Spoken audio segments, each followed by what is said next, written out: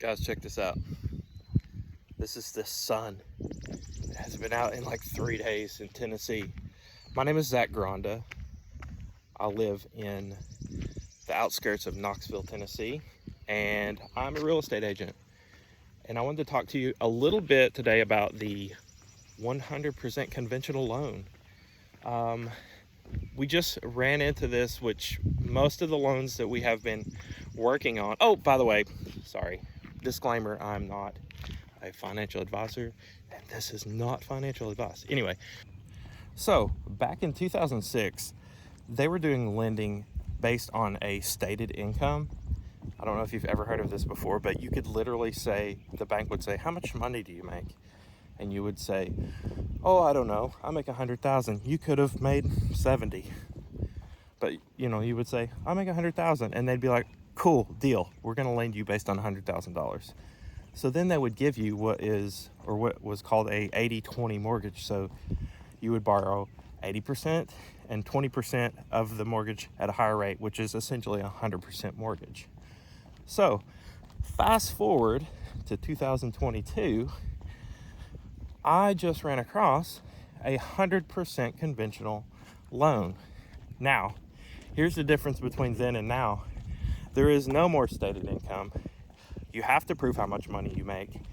You have to have a certain credit score. You have to show your responsibility of being a lender or being a borrower of the money. So that is the difference. So this humongous bubble of the humongous real estate bubble bursting, especially in Tennessee, my people that have tried to get loans, they couldn't.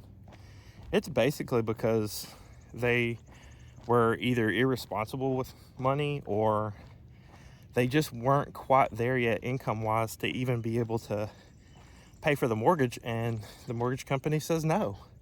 So I really don't, I see the market softening, but I do not see a market crash like the news is predicting, and how no one that's in college right now is ever going to be able to ever afford a house. I think that's a bunch of baloney. You just got to make more money because that's just the way the world works now. If you are looking for home ownership and that's what you really want to do, do not be discouraged by maybe even the past 6 months. If you've tried to get a mortgage on a home in the last 6 months and you were either turned down or circumstances were different or whatever, there's very, very small things you can do to increase your credit.